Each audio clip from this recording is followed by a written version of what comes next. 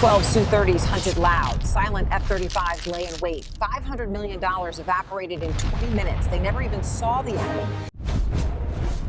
January 13th, 2026. 0612 hours. The Caribbean Sea.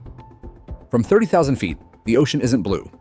It is a flat, hammered sheet of gray steel, stretching endlessly toward the curvature of the Earth. Inside the cockpit of the Su-30 MK2 Flanker G, the air is thin and smells of recycled oxygen and warm electronics. The pilot, call sign Viper 1, feels the rhythmic thrum of the twin Saturn AL-31F turbofan engines vibrating through the base of his spine. 27,000 pounds of thrust pushing against his back.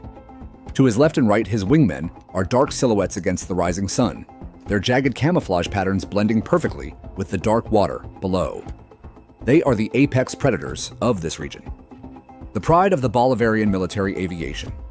He checks his instruments. This is not a digital glass cockpit like the Western jets. It is a hybrid transitional layout. MFI, 55 LCD screens, fighting for space with backup. Analog flight instruments, and early 2000s LCD screens. The radar scope glows with a reassuring, hypnotic green sweep.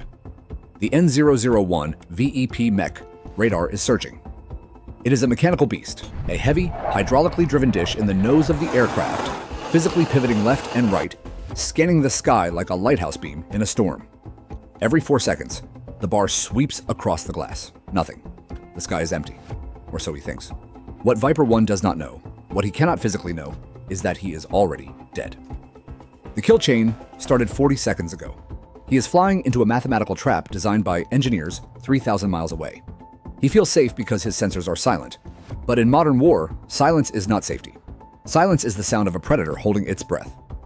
To understand why 12 of the world's most maneuverable heavy fighters are about to be erased from the sky without firing a shot, we have to look away from the cockpit and look at the map. This is not just empty ocean. This is the jagged throat of the Western Hemisphere. Below these clouds lie the shipping lanes that feed the Gulf Coast of the United States. Billions of dollars in crude oil, liquefied natural gas, and container traffic flow through these choke points every single day. A blockade here doesn't just stop ships, it stops economies. It spikes the price of heating oil in Boston and gasoline in Atlanta within 24 hours. That is why the USS Gerald R is here. 100,000 tons of American diplomacy. A floating city powered by 2 A-1B nuclear reactors, capable of turning the horizon into a no-fly zone instantly. The fort is not just a ship, it is a sovereign territory, with an airport on its roof. But today the fort is not the primary actor. It is merely the hive. The bees have already left the ship. Launched 30 minutes ago, 4 F-35C Lightning IIs are patrolling the outer perimeter. They are not flying in a tight, movie-style formation. They are spread out, miles apart, connected by an invisible thread of data. They are running EMCON Alpha, Emissions Control Alpha. Their radars are off. Their radios are silent. To the electronic ears of the Venezuelan Air Defense Network, they simply do not exist. Let's look closely at the antagonist of this collision, the Su-30 MK2. In the world of visual dogfighting, this machine is a monster. It is aerodynamic perfection. It can pull maneuvers that defy gravity, the Cobra, the Bell. It can spin on a dime and point its nose at any threat. It is designed for a knife fight in a phone booth. But its strength is also its fatal flaw. To find the enemy, the Su-30 relies on active sensors. That massive mech radar in the nose is pumping out 1 kilowatt of average power, with peak bursts of 100 kilowatts. It is radiating a massive thermal signature into the RF spectrum, creating a beacon for passive sensors. Imagine walking through a dark forest with a flashlight. You can see whatever your beam hits, yes, but everyone else in the forest can see your flashlight from miles away, long before you see them. The physics of this are unforgiving. It is called the inverse fourth law. For the Su-30 radar to detect the F-35, the signal must travel out to the target, bounce off its stealthy skin, and travel all the way back to the receiver. The signal strength decays by the power of 4. But for the F-35 to detect the Su-30, the signal only has to travel one way. The F-35's passive sensors hear the Su-30's radar scream from 300 miles away.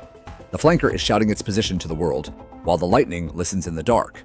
And the Lightning is listening with something terrifying. The ANASQ-239, Barracuda Electronic Warfare Suite. This is not just a radar warning receiver. It is a signals intelligence officer built into the silicon. Inside the cockpit of the lead F-35C callsign Shadow 1, the pilot does not have a head-up display. There is no glass plate in front of his face. Instead, the data is projected directly onto the retina of his eyes through the Gen 3 helmet-mounted display system. He looks through the floor of the jet, and he sees the ocean. He looks at the horizon, and he sees red triangles.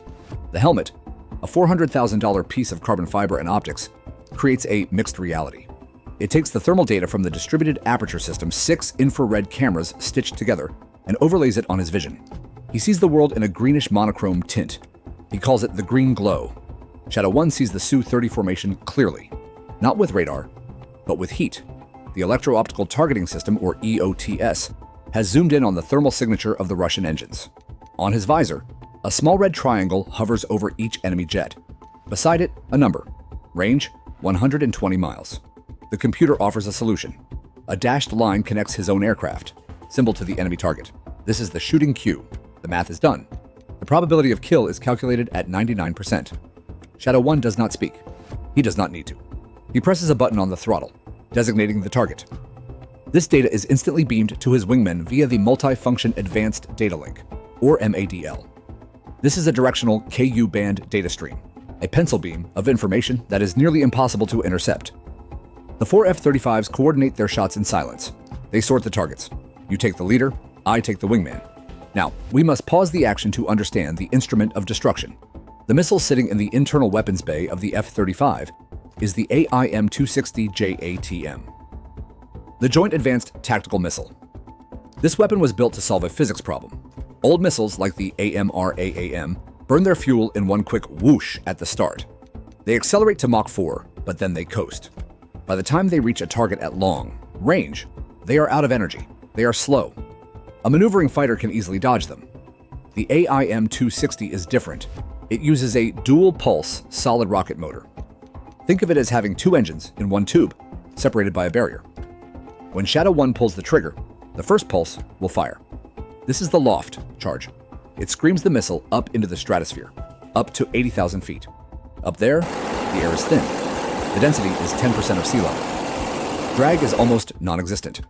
The missile becomes a hypersonic glider, cruising at Mach 4 across the roof of the world. It saves the second pulse. It conserves kinetic potential for the terminal maneuvering phase.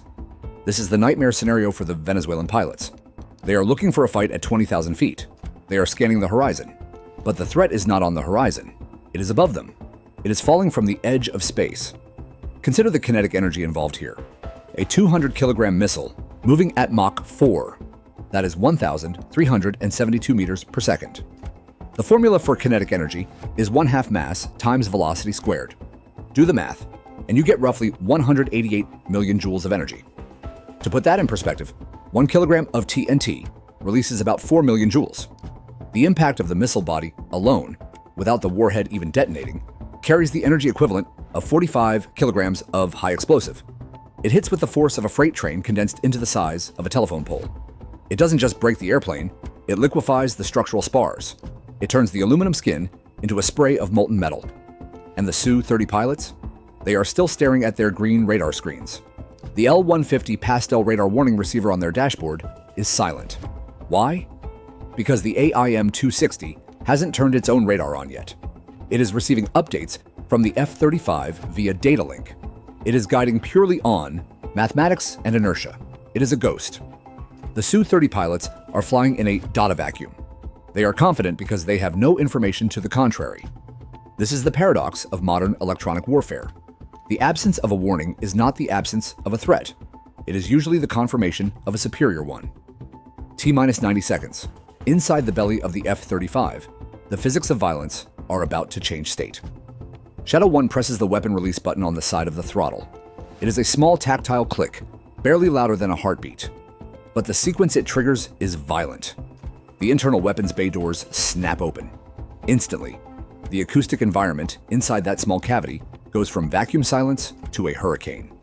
The airflow rushing past the open bay at Mach 0.9 creates a phenomenon known as Rossiter modes. The air resonates. It screams. The sound pressure level spikes to 170 decibels. This is loud enough to vibrate the electronics of a lesser missile into failure. But the AIM-260 is hardened. Its gyroscopes hold steady. Pneumatic ejectors ram the missile downward, punching it through the sheer layer of the airflow. It falls free. For a split second, it is just dead weight tumbling in the slipstream. Then the solid rocket motor ignites. A blinding flash, visible only to the infrared sensors of the F-35's distributed aperture system. The missile does not fly straight. It pitches up, vertical. It climbs for the stratosphere, riding a pillar of white fire. Then the fire stops. The first pulse is exhausted. The missile coasts into the black sky at 60,000 feet, invisible, cold, and silent. Down below, inside the Su-30, Viper 1 sees nothing. His mechanical radar is still sweeping the empty ocean. His RWR is silent. He checks his fuel. He checks his wingman. He is bored. He is flying inside a coffin, and the lid has already been nailed shut. T-minus 10 seconds. The end game. High above the clouds, the AIM-260 missile wakes up. It is now diving at a 45-degree angle, converting altitude into pure speed. The flight computer calculates the intercept geometry. It is time. The second pulse of the rocket motor ignites. This is the kinematic decisive factor. Hoax, this resets the energy equation. Most missiles are out of energy at this stage, coasting on fumes, but the JATM has saved its strength. It accelerates from Mach 3 to Mach 4.5 in seconds. It re-energizes. It becomes a kinetic hammer. Simultaneously, the missile's nose cone radar goes active. It goes pitbull. In the Su-30 cockpit, the world explodes into noise. The L-150 Pastel radar warning receiver, which had been asleep, suddenly screams. A high-pitched digital chirp that means only one thing. Terminal lock. Viper 1 reacts on instinct. Missile, brake right! He slams the stick to the right stop and kicks the rudder. The Su-30 is a masterpiece of aerodynamics. The thrust vectoring, nozzles twist. The heavy fighter rolls on its back and pulls 9 Gs. The airframe groans under the stress. Vapor ribbons rip off the wingtips. Viper 1's G-suit inflates, squeezing his legs to keep the blood in his brain. But his vision starts to gray out. He is pulling the maximum performance the machine can give. It is not enough. The AIM-260 is not limited by a human pilot. It pulls 35 Gs. It cuts inside the flanker's turn circle effortlessly. The geometry is ruthless. Impact. The missile strikes the Su-30 just behind the cockpit, near the root of the left wing. Let's slow this down to the millisecond. This is not a movie explosion. This is material science failure. The impact velocity is Mach 4. At this speed, metal acts like a fluid. The missile body does not just puncture the aircraft, it splashes through it. The kinetic energy transfer is 188 megajoules. The shockwave liquefies the aluminum spars of the wing. The fuel inside the tanks is compressed so rapidly that it undergoes a hydraulic ram effect. The wings don't just break off. They are blown outward by the pressure of the fuel itself. Then, the warhead detonates. A ring of preformed tungsten fragments shreds the engines. The Saturn turbofans, spinning at full power, ingest their own debris. The turbine blades shatter. The engine casing bursts. Viper 1 never hears the explosion. The shockwave travels through the airframe faster than the speed of sound. His consciousness is extinguished by the overpressure before his ears can register the crack of doom. The Su-30 MK2, a $40 million asset, ceases to be an aircraft. It becomes a cloud of burning composite and titanium rain. One by one, the icons on the F-35's screens disappear. 12 missiles, 12 impacts. The sky over the Caribbean is empty again. But here is the most terrifying part of this engagement, the twist that changes naval warfare forever. The F-35s never turned on their radars. Not once. Throughout the entire slaughter, the F-35s remained in silent mode. So how did they guide the missiles? The answer lies in the kill web. The targeting data didn't come from the jets. It came from an E-2D Hawkeye early warning aircraft flying 200 miles to the rear, and from the passive triangulation of the F-35's own sensors sharing data over the invisible MADL link. The Su-30s were fighting a network, not a plane. They were looking for a fighter jet to dogfight, but they were killed by a distributed computer system. The pilot in the F-35 was not a dogfighter. He was a systems administrator with a trigger. The Venezuelan pilots died without ever seeing the enemy, without ever getting a lock, and arguably, without ever understanding what killed them. This is the 100-mile blindness. The aftermath is quiet. On the surface of the ocean, oil slicks begin to form. Large patches of jet fuel shimmer in the morning sun, mixing with the debris. There are no parachutes. At Mach 4, the intercept is too fast for ejection seats to save anyone. Back in the Combat Information Center of the USS Gerald R. Ford, the mood is not one of cheering. It is a hushed, professional silence. The large area display shows the airspace is clear. The threat rings are gone. The cost analysis of these 20 minutes is staggering. On the Venezuelan side, 12 Su-30 MK2 Flankers destroyed. Estimated hardware cost, $500 million. Pilot training investment, $100 million. Total loss, over $500 million erased before breakfast. On the American side, 12 AIM-260 missiles expended. Cost, approximately $24 million. Fuel, $10,000. The exchange ratio is not just lopsided, it is infinite. The U.S. Navy suffered 0 losses, 0 damage. The F-35s turn for home, their internal bays empty, their stealth coating unscratched. This engagement proves a brutal truth about modern air superiority. The era of the Top Gun dogfight is over. We don't merge, we don't turn and burn, we execute. The Su-30 is a beautiful machine, designed for a war that no longer exists. It is a gladiator entering the arena with a sword and shield, only to be shot by a sniper from the grandstands. So, here is the question for you. If you were the commander of the Venezuelan Air Wing, knowing what you know now, would you have launched, or would you have kept your jets on the ground, preserving your fleet but ceding the airspace? In the age of sensor fusion, bravery is not enough. Physics is the only law that matters, and today, the physics said no. The ocean swallows the wreckage, but the data remains forever. Stay dangerous. I'll see you in the next briefing.